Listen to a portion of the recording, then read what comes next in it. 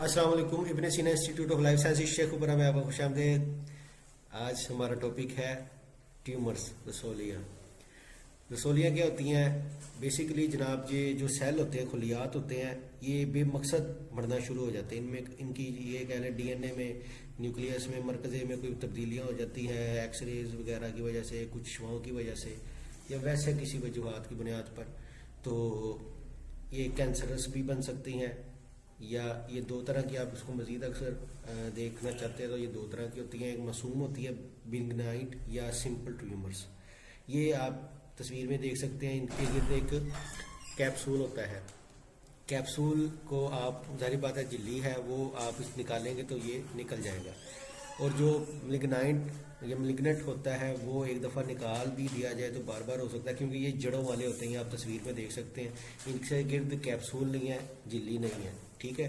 तो ये निकालना मुश्किल होता है। जब तक ज़रा सा भी ये इसका हिस्सा रह गया तो ये दोबारा बढ़ जाएंगे। अब रसोलियों की इकसाम है जनाब। कनेक्टिव टिशू के जो ट्यूमर्स हैं, रसोलियाँ, वो हम देखेंगे।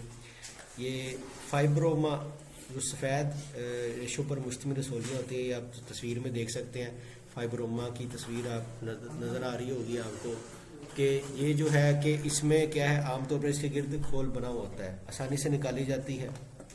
इसको स्किन टैग्स भी आप कह सकते हैं। ये सर, कंधे, टांगों पर पाई जाती है, बाद का नाक में भी पाई जाती है।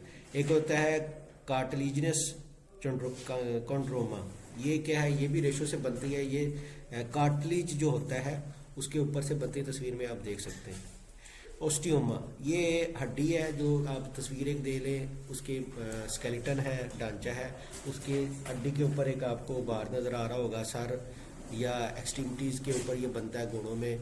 ये साइनस ऑफ हेड पे बनता है, मेडिबल मतलब जबड़े के पास अक्सर आपको ये नज़र आ सकते हैं, ठीक हो। इसको ओस्टियोमा कहते हैं, हड्डी से भी बनेगा।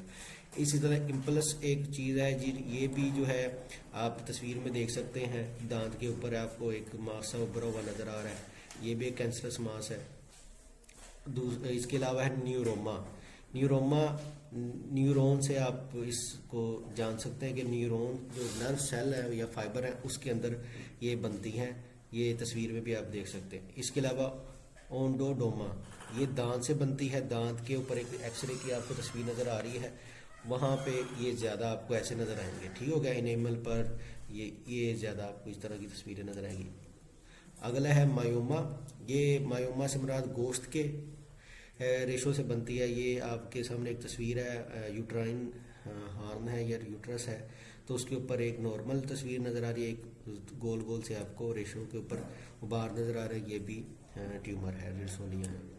इसके अलावा है लिम्पोमा, लाइपोमा। लाइपोमा क्या है? ये फैट सेल, ये राइट साइड पे आप देखोगे येलो सा आपको फैट की टिश्यू या चर्बी नज़र आ रही है। इसके गिर्द जो बन जाता है ये लाइपोमा है।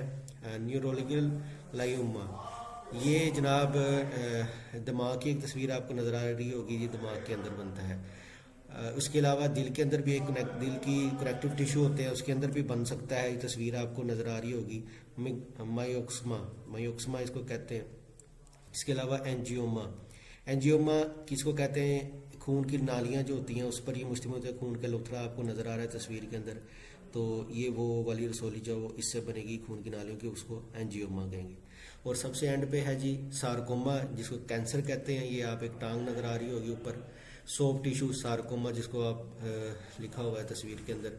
तो ये किसी भी रेशे से बन सकते हैं। जिस्म के जितने भी हमने अभी पढ़े हैं ये इस किसी भी रेशे से बन सकती है, और ये फैलती चली जाती है, खून के जरिए भी फैल सकती है। हर जहाँ पे भी ये बनेगी फैलती जाएगी, रुकती नहीं है। और जिस्म के मुख्तलिफ हिस्सों पर एक वक्त में भी हो सकते हैं, ठीक हो गया। ये आज हमारा टॉपिक था। मिलते हैं अगली क्लास में, तब तक के लिए खुदा हाफिज़। सर आपने 10 मिनट